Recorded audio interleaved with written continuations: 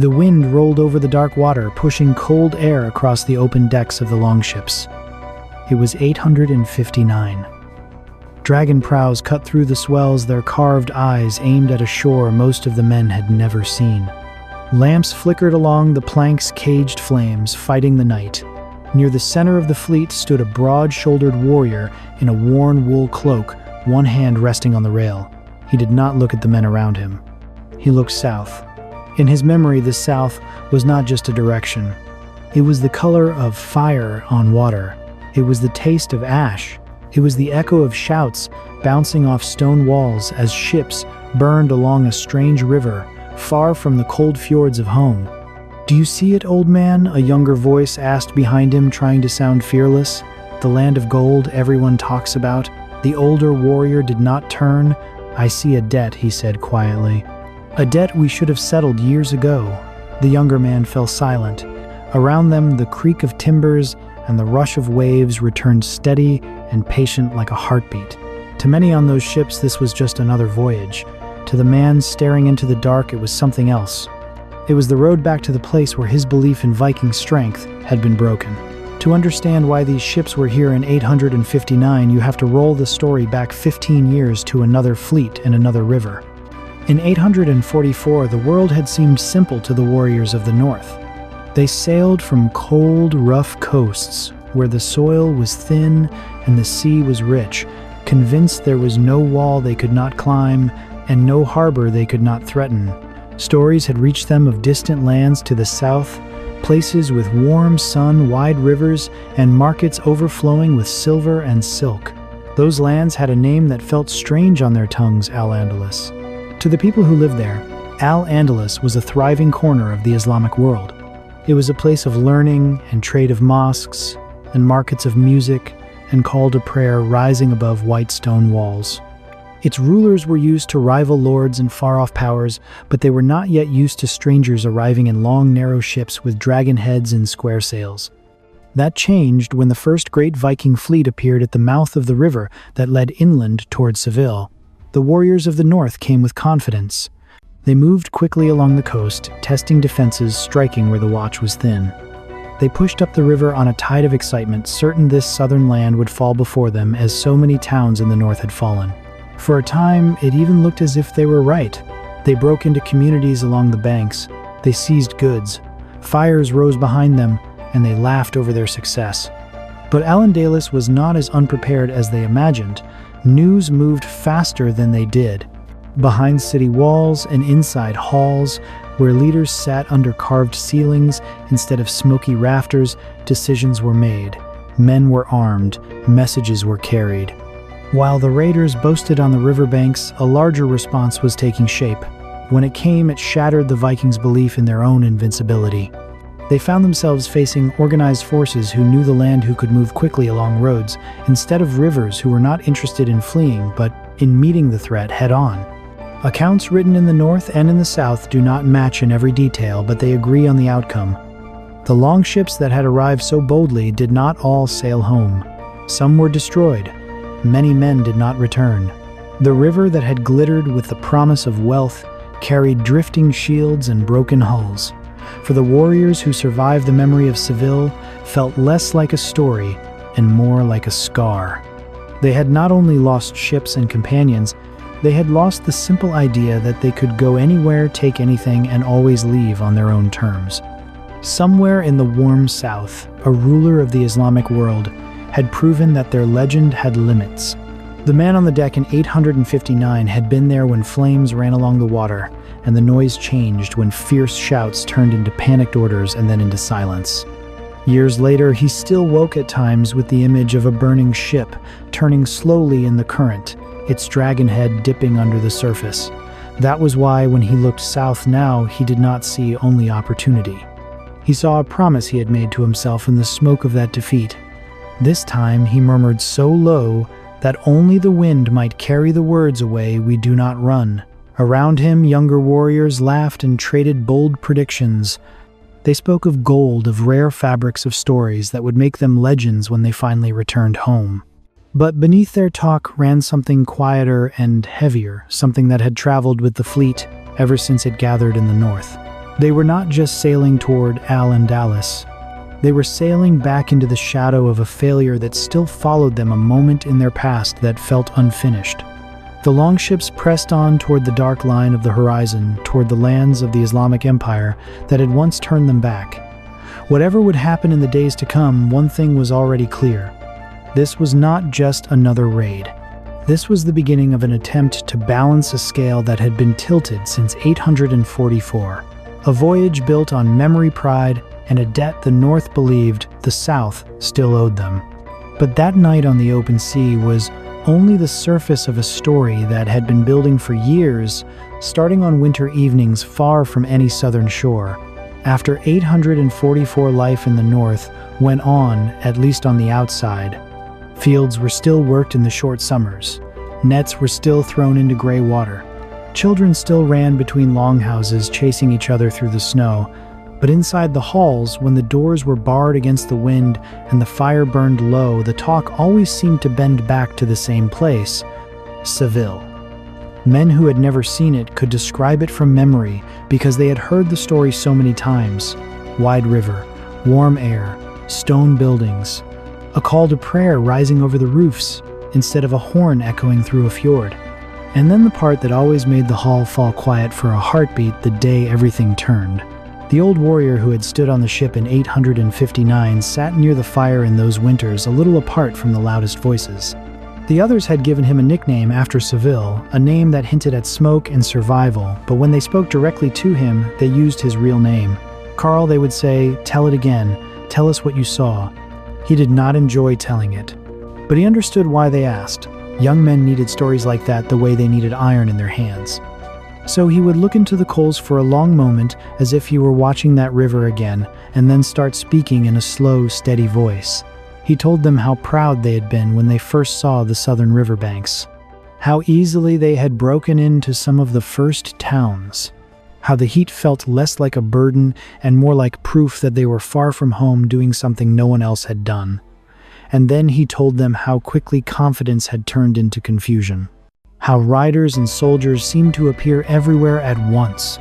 How the ships that had looked so fearless tied along the river suddenly felt trapped between the banks and the blades of a well-organized enemy. He did not describe every blow. He did not need to. The hall understood. The important part was the feeling.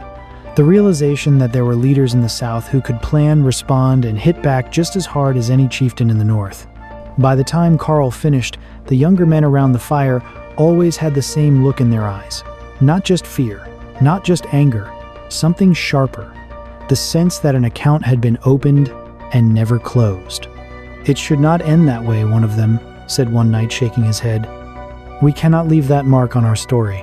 For a while, someone should go back was just talk. The seas were dangerous. There were troubles closer to home. But a thought repeated often enough starts to feel less like an idea and more like a direction." Then, two names began to spread from harbor to harbor, from one smoky hall to another: Björn Ironside and Hastein. Björn's name arrived with weight. People spoke of him as the kind of leader who could draw men from many coasts, someone whose courage and stubbornness made others believe bigger things were possible. Hastein's name carried a different edge. He was known for clever plans for looking at a map and seeing not just where the enemy stood, but where they would move next. Carl heard their names long before he saw their faces. At first, he dismissed the rumors as just another round of boasting men attaching legends to other men. But then, one autumn, he found himself standing in a crowded hall as both of them stepped in from the wind. They did not shout, they did not pound their chests. They stood in the firelight and let the room settle around them. When Björn spoke, his voice was calm but carried to the back wall. "You all know the stories about the South," he said. "You know about the markets and the warm rivers. You also know about Seville." A murmur moved through the room at the name. Carl felt his jaw tighten. "I will not pretend what happened there did not matter," Björn went on. "It mattered to us, and it mattered to them. They learned we could reach them. We learned they could hurt us. If that is where the story ends, it is not a story I am willing to carry to my grave." Hastein stepped forward, then unrolling a rough map on the long table. Lines of charcoal showed coasts and rivers, not perfectly, but well enough. We have a chance to write the next part, Hastein said. Not with one raid, not with a handful of ships, but with a fleet. 62 longships, maybe more from the Loire and beyond. We will not only touch their shores, we will move along them past Iberia, through the strait, into new waters. Every place that thought Seville was just a rumor will learn our name. Around the room, the reaction was immediate. Some men's eyes flashed at the word fleet. Others leaned in at the mention of new waters and new cities. Behind the hunger for adventure, though, something else was rising, something Carl recognized. This was not just about silver and spices, it was about balance. It was about making sure that when their grandchildren spoke of Al-Andalus, they did not only speak of a single defeat by a powerful Islamic realm, they wanted their story to include return, risk, and defiance. Hastein did not hide the promise of wealth. He spoke openly of gold coins, fine cloth, and the kind of trade goods northern markets rarely saw. He reminded them that a journey like this could change not only a man's life, but the future of his household, his children, and the standing of his clan. Björn, on the other hand, spoke to something less visible. Think about what will be told of you, he said, sweeping his gaze across the hall. Think about the nights long after we are gone, when our names are the ones being spoken by the fire. Do you want to be the men who listened to stories about Seville and did nothing, or do you want to be the ones who sailed back into that memory and refused to let it define us? Carl felt every eye turn inward for a moment, as if each man there was looking at the version of himself that might be remembered or forgotten. He thought about the faces of those who had not returned from 844, about the way their names always hung in the air a little longer when the story was told. He did not fool himself. He knew this was a dangerous idea. He knew some of the men swept up in Björn's words would never see home again, but he also knew that the silence left by Seville had become its own kind of burden. When he finally spoke, his voice surprised him with how steady it sounded. If we go, he said, we do not go chasing a shadow. We go knowing exactly what waits for us. We have seen their strength, they have seen ours. If there is a second chapter to be written between us, I would rather be part of it than sit here listening to others imagine it. The decision was not made in a single night, but that night set it in motion. Promises were made, word went out along the rivers and coasts, crews were gathered, sails were prepared. Slowly, the idea of someone should go back turned into a clear, simple fact. They would go back. Not only because of gold, though, gold mattered. Not only because of pride, though, pride burned bright. They would go back because human beings cannot live forever inside a story that ends in humiliation.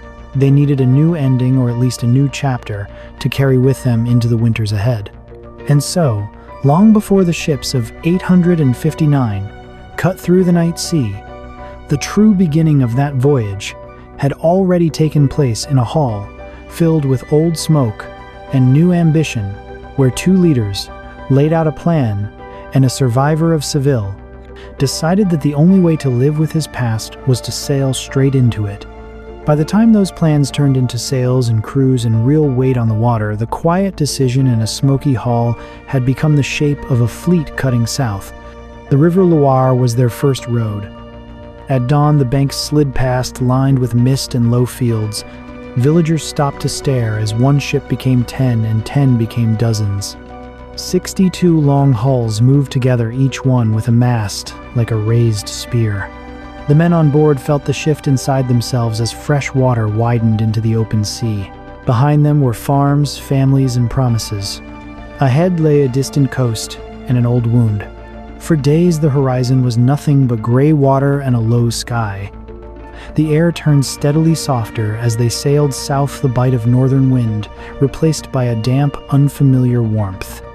At night, under clear stars, Carl lay on the deck with his cloak pulled tight and listened to the murmurs drifting between ships.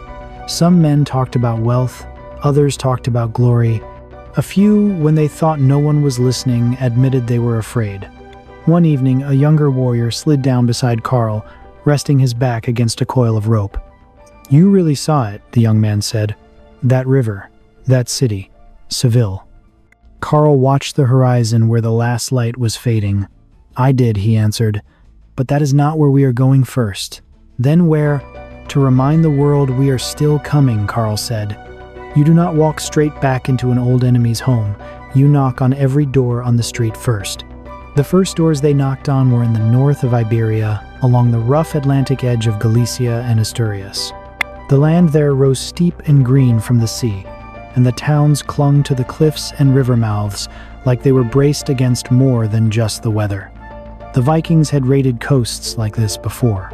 They knew how to hit fast, how to pick off isolated farms and undefended villages. But when the first longships drove their prows toward shore, they felt the difference immediately. The bells rang early. Riders appeared on the ridges sooner than expected. Walls that might once have been half-manned now bristled with shields. The people of these kingdoms had heard of raids like this for years, and they had been watching the ocean. The first clash was short and sharp. Karl stepped from wet sand onto rock shield, raised expecting the usual panic. Instead, he met a line that held. Steel rang against steel. Voices on the parapets shouted orders, not just cries of fear. They pulled back to the ships faster than they liked. On another shore, another day, a narrow valley funneled them toward a town that looked within reach. Before they could reach its gates, horns sounded from both sides. Warriors of the local king rode down from the hills, cutting at the edges of the raiding party. The Vikings fought their way back, ship by ship, realizing that even here, far from Al-Andalus, they were no longer an unknown threat. That resistance did not stop them, but it stripped away the illusion that this campaign would be one long, easy advance. As they moved along the northern coast, they left behind not just smoke, but also stories, warnings that would travel along the roads ahead of them. When they rounded the western point of the peninsula and turned toward the south, the sea stretched wider and darker. The air grew warmer still. Karl could smell a change in the wind, something he remembered from years ago, the dry, faintly sweet scent of distant lands where rain was rarer and winters were softer. "You feel it," Björn said, coming to stand beside him at the rail. "We are turning toward the place that beat us once. The land of the Islamic emirs is not far now." Karl nodded. He could feel something else too. The men were quieter, the laughter shorter. The failure in the north had shaken them, but it had also hardened their focus.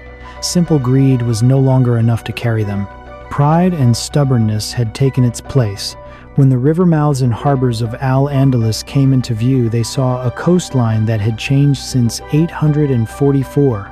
Towers stood watch over some inlets. New fortifications rose near the waterline.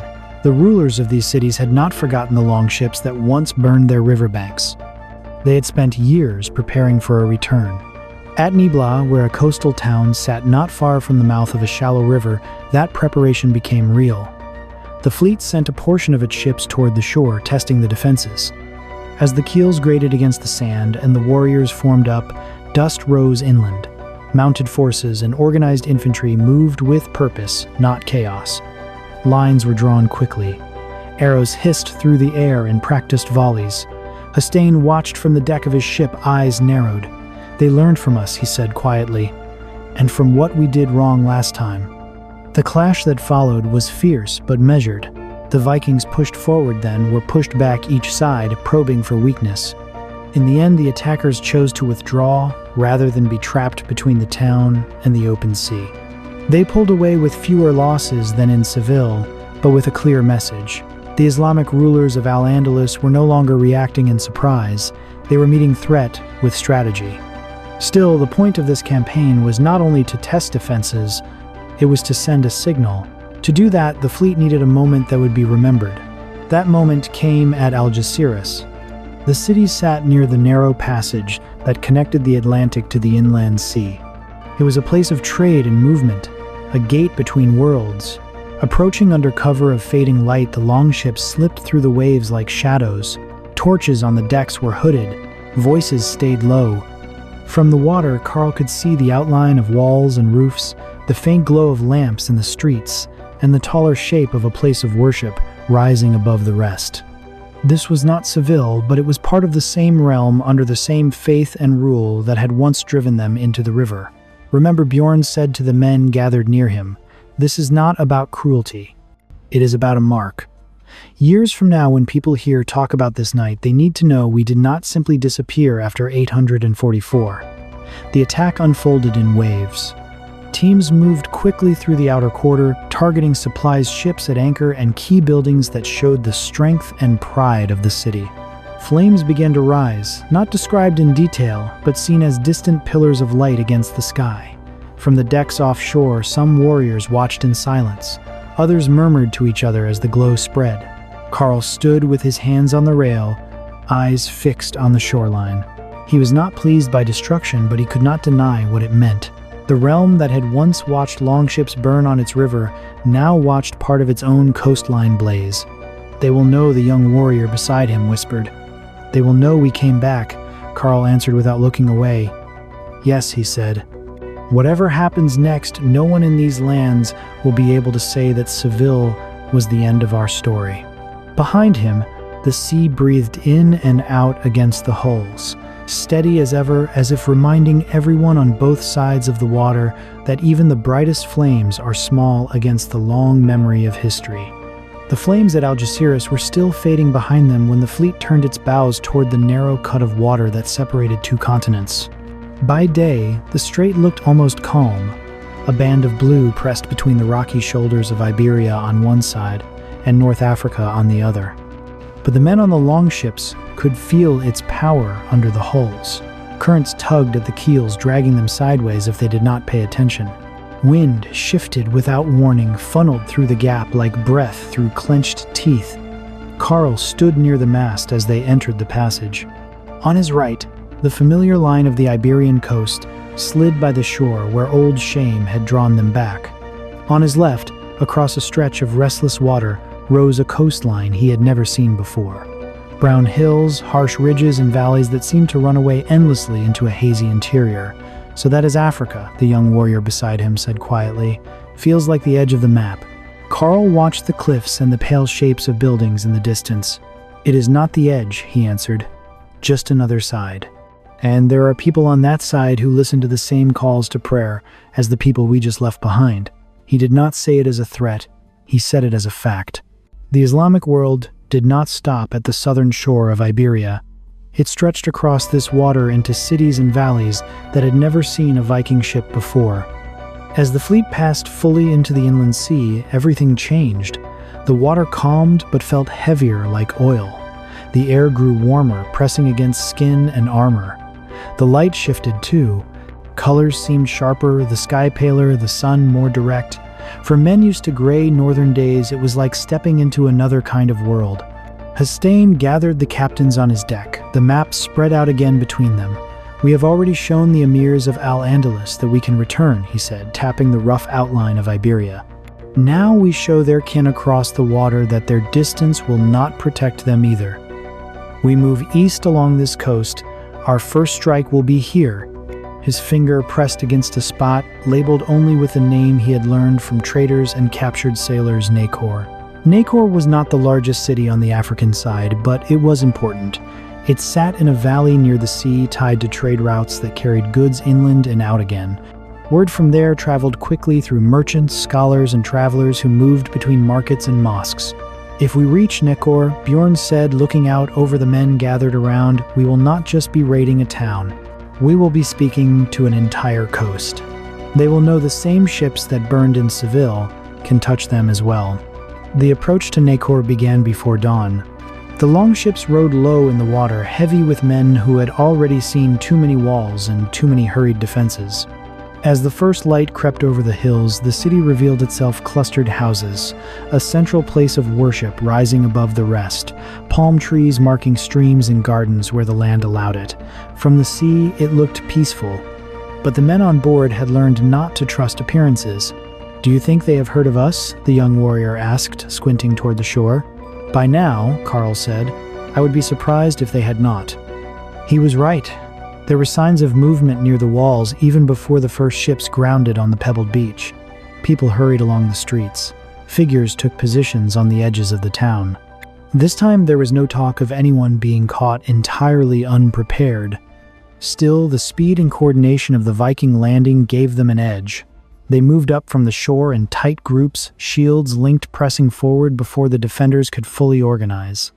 The clash that followed was messy and loud, but not one-sided. The people of Nakor had their own courage, their own leaders. They held as long as they could.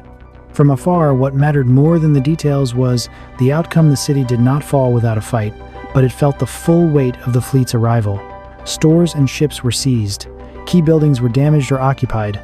The message that longships from the north could reach this valley as easily as any port in Iberia began to write itself into the region's memory. For the Vikings, Nekor was a kind of proof. It showed that the campaign was something more than a local score settled on a single river. It reached across the sea, turning the name of their people into a rumor that would spread through markets and prayer halls far beyond any place they would ever stand. But victories, even when they are real, cost something. After Nekor, the fleet moved along the coast and out to a few islands hitting other settlements and harbors when opportunity presented itself. To someone looking at a map, it might have seemed like a string of successes. To the men on the ships, it began to feel like a grind. The heat wore them down, armor felt heavier, water spoiled faster. Men who had once laughed at the rough northern sea now found themselves worn out by the constant glare and the long days of marching and fighting in unfamiliar terrain. On one evening after a particularly hard push along the coast, Carl sat with his back against the curved side of the ship, listening to the creak of ropes. Around him, men cleaned gear and checked wounds in silence.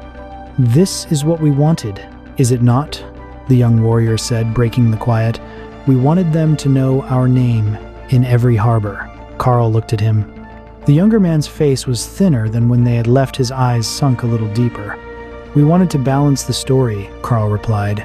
"We wanted Seville not to be the last chapter, but even good stories can run too long." He glanced toward the shore where a faint glow marked another settlement, settling into the night, hopefully untroubled, at least for now. "Every time we land," Carl went on, "we pay something.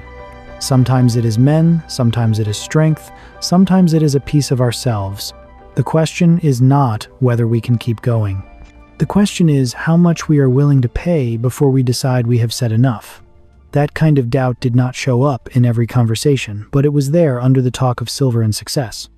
Men began to ask quietly how far east the fleet would push and when it would finally turn north again. Pride had brought them this far, but fatigue made them wonder what waited at the end of this line of fire and effort. Björn and Hastein felt it too. They stood often at the stern, speaking in low tones, looking less at the next target and more at the shape of the whole journey. "We have made our point on both shores," Hastein said one night, eyes on the dark water. "If we keep pressing, we may trade our message for our lives." Björn nodded, jaw set.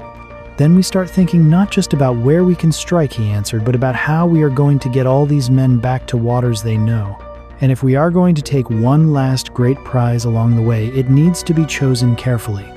The fleet's path began to tilt slowly away from the African coast, edging back toward the north, toward lands of mixed faiths and contested borders.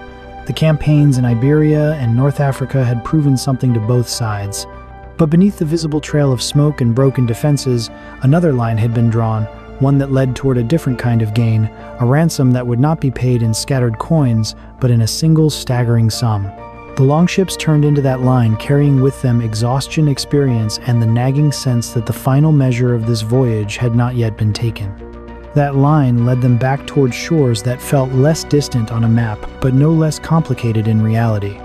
As the fleet angled north again, away from the African coast and toward the patchwork of small Christian kingdoms and borderlands between major powers, the talk on the ships shifted. Less about new targets, more about what it would mean to finally turn home. They had touched Iberia and North Africa. They had left their mark on Al-Andalus and on cities that prayed toward the same holy places across the sea.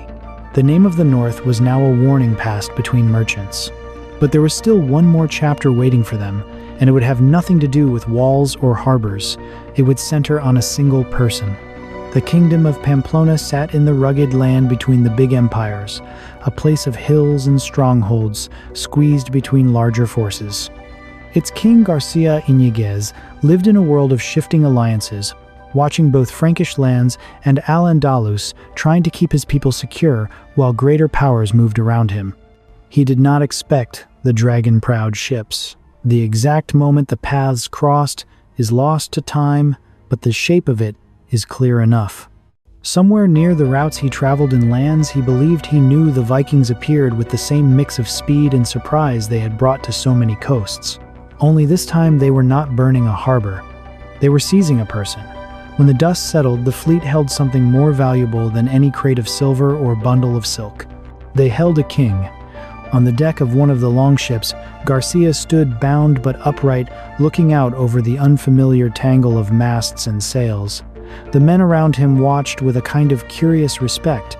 They knew power when they saw it, even without a throne. Björn approached him without weapons in his hands, only the weight of the fleet at his back. "You understand what this means," Björn said in a calm, almost conversational tone. "We do not need your lands. We do not need your city. We need your worth to your people." The king's voice was hoarse but steady. "And how much is that worth to you?" Hastein answered from nearby, his gaze cool and practical. He named a ransom so large it sounded like an exaggeration when spoken out loud, a sum of gold coins that would strain any kingdom. It was not just a demand, it was a statement. This was not a simple raid anymore. This was high-stakes negotiation.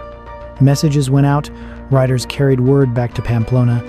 There were fast conversations in halls and churches, hurried counts of treasure, and hard choices about what could be spared. In the end, the ransom was paid. It had to be.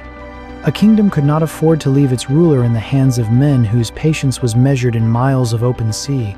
When the gold finally arrived, carried carefully to the waiting ships, the trade took place with tense formality.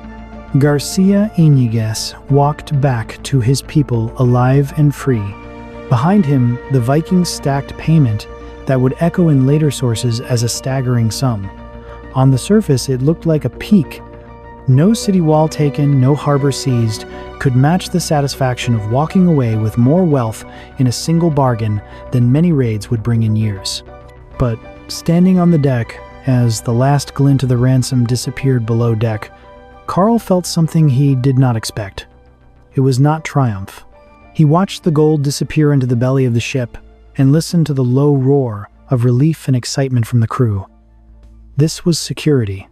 This was success. Yet, somewhere inside him, a small voice asked a question he could not quite ignore. "Is this what we came for?" He thought back to Seville, to the burning ships and the cold taste of failure. He thought of the halls back home, of the young men who had asked him to tell the story again and again. At first, this campaign had felt like an answer to that humiliation, a way to prove that the North would not be defined by a single defeat at the hands of an organized Islamic realm. Now, after Iberia, after Nacor, after the heat, and the endless movement after taking the king and trading him for a mountain of gold, the lines felt more blurred. One evening, as the fleet began its long journey back toward waters, they knew the young warrior sat down beside Carl once more. "We did it," the young man said. "They will talk about this for years. We struck Al-Andalus. We crossed to Africa. We held a king in our hands and walked away with enough gold to keep our children fed for decades." Carl nodded slowly. "They will talk," he agreed. "But what story will they tell?" The younger man frowned. "What do you mean?" Carl looked out over the dark water. "Will they say we reclaimed our honor, or that we traded our anger for coin and kept going because it was easier to keep moving than to sit still and live with what had happened?" The young warrior had no answer. Maybe there was not a simple one. When the fleet finally turned north for good, the men on those ships carried more than wealth. They carried new memories. They had seen cities that prayed in different ways but held together under strong leaders. They had learned that empires such as the Islamic realms of Iberia and North Africa could adapt, build fleets, and answer raids with strategy instead of panic. They had discovered that revenge, once started, has a way of pulling you farther than you planned to go. In the end, what did the campaign of 859 to 861 really change? The Vikings expanded their reach. They proved to themselves and to others that their longships could move between cold rivers and warm, narrow straits, that their ambition could carry them from Galicia to Nacor and beyond. They took silver and gold. They secured a king and ransomed him back for a price that made even hardened warriors shake their heads. But the Islamic world they had set out to teach a lesson did not crumble. The emirs of Al-Andalus remained in power. Their cities recovered, their ships patrolled. Their scribes wrote about the strange raiders from the north, not as unstoppable monsters, but as dangerous opponents who could be faced and survived. The story did not end with one side erased and the other crowned as the permanent victor. It ended in something more human, a tangled mix of hurt pride, temporary gains, ongoing fear, and the slow work of remembering and retelling. And that is where this story reaches out of the past and into our own time. We may not sail in longships or stand on city walls, but we all know what it feels like to be wounded by something we did not expect. We know the tug toward getting, even toward proving that we are not weak, not easy to dismiss. Sometimes that impulse pushes us to do hard, necessary things. Other times it keeps us moving long after the original wound has faded, carrying its shadow into new places that never hurt us in the first place. So as you think about this campaign, the raids, the crossings, the ransom of a king, I invite you to sit with a few questions. When you look at the Vikings, do you see courage, greed, or both? When you look at the rulers and people of Al-Andalus in North Africa, do you see only victims, or do you see communities that learned, adapted, and refused to be defined by a single attack? And in your own life, where have you felt the pull of, I have to prove something, and how did you choose to answer it? If you feel comfortable, share your thoughts in the comments. Not about taking revenge in your own life, but about how you see pride, forgiveness, and second chances after hearing this story. Do you think the Vikings found what they were really looking for, or did they sail home with their ships full and their questions still unanswered? Your reflections help turn this from just a story about the past into a conversation about what kind of stories we want to write with our own choices today.